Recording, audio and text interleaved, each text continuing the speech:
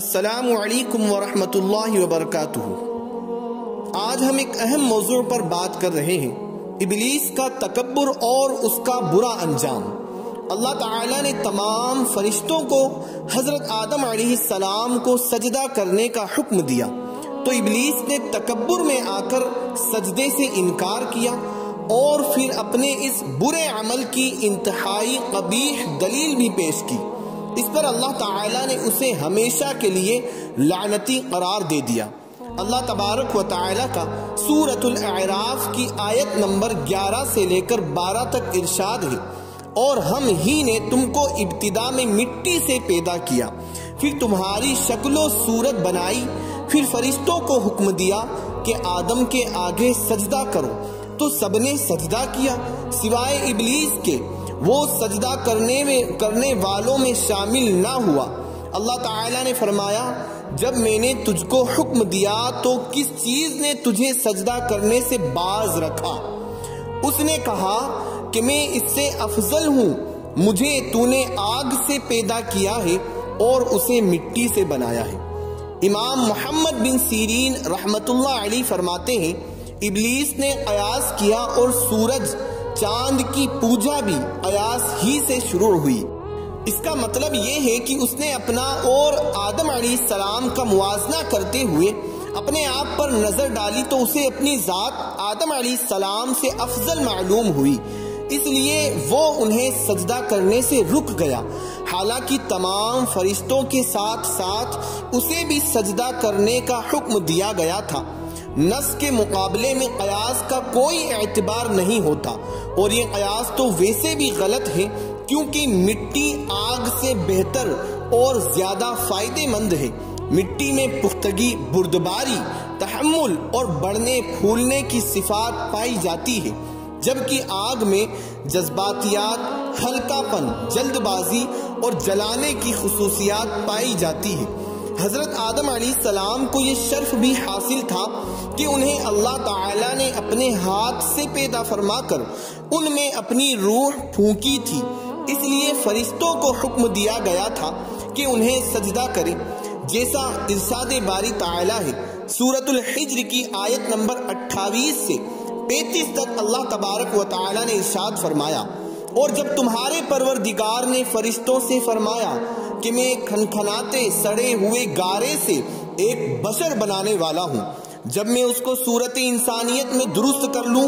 اور اس میں اپنی بے بہا چیز یعنی روح پھونک دوں تو اس کے آگے سجدے میں گر پڑنا، تو سب کے سب فرشتے سجدے میں گر پڑے مگر شیطان، تو اس نے سجدہ کرنے والوں کے ساتھ ہونے سے انکار کر دیا۔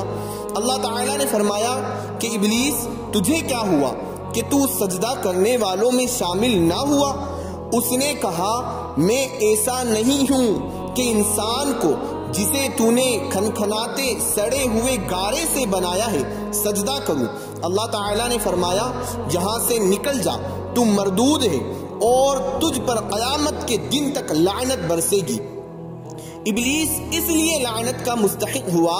کہ اس کے طرز عمل میں آدم علیہ السلام کی تنقیص اور تحقیر پائی گئی،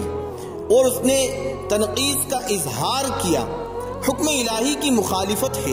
جبکہ آدم علیہ السلام کا نام لے کر سجدہ کرنے کا حکم دیا گیا تھا، پھر اس نے جو عذر پیش کیا وہ بھی بیکار، بلکہ عذر گناہ بدتر از گناہ کا آئینہ دار ہے۔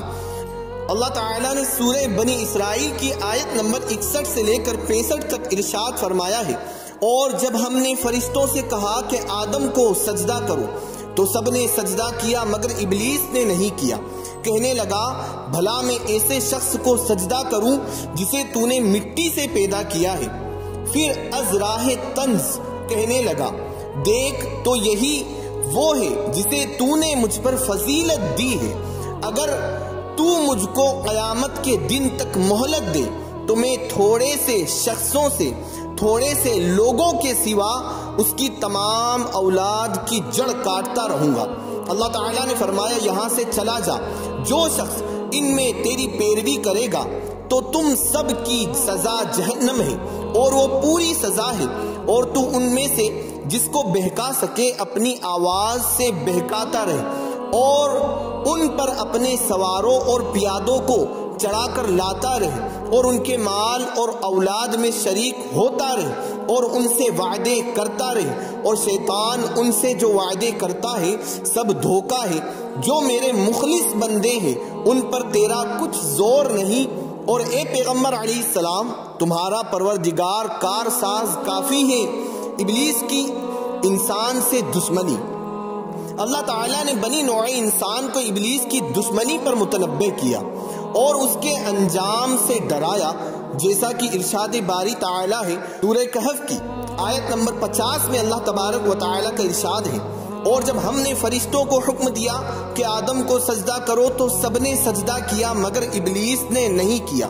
وہ جنات میں سے تھا تو اپنے پروردگار کے حکم سے باہر ہو گیا۔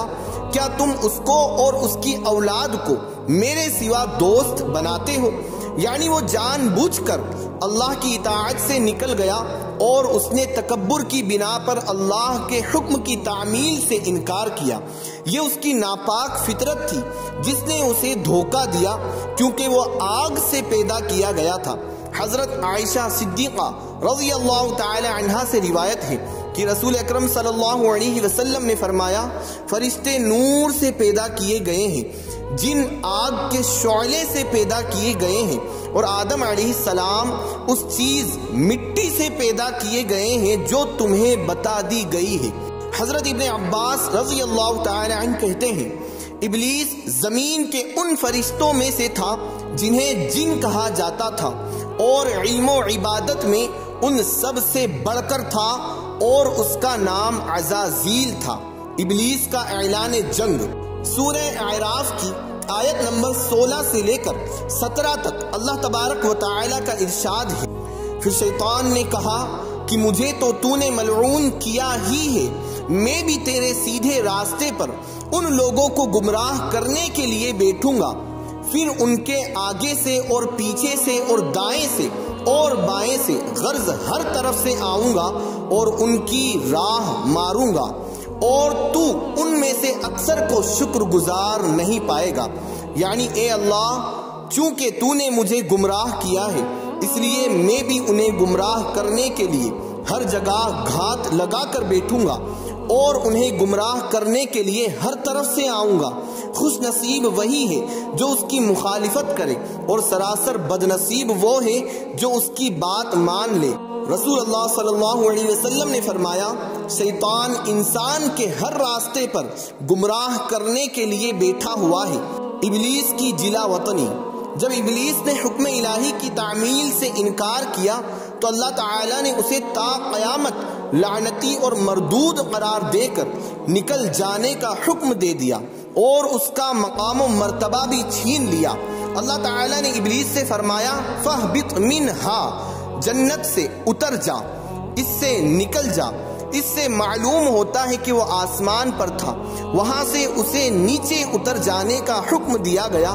اور اس مقام و مرتبے سے بھی محروم کر دیا گیا جو اسے عبادت کی وجہ سے اور اطاعت و عبادت میں فرشتوں سے مشابہ ہو جانے کی وجہ سے حاصل ہوا تھا۔ اس کے تکبر، حسد اور نافرمانی کی وجہ سے اس سے یہ مرتبہ سلب کر کے اسے ذلت و لعنت کے ساتھ زمین پر پھینک دیا گیا۔ حضرت ابو ہریرہ رضی اللہ عنہ سے روایت ہے، رسول اللہ صلی اللہ علیہ وسلم نے فرمایا، جب آدم کا بیٹا سجدے کی آیت تلاوت کرتا ہے پھر سجدہ کرتا ہے تو شیطان ایک طرف ہو کر رونے لگتا ہے اور کہتا ہے، ہائے افسوس، ابن آدم کو سجدہ کرنے کا حکم ہوا تو اس نے سجدہ کر لیا، اس لیے اسے جنت ملے گی، مجھے سجدہ کرنے کا حکم ملا تھا، میں نے نافرمانی کی، مجھے جہنم ملے گی۔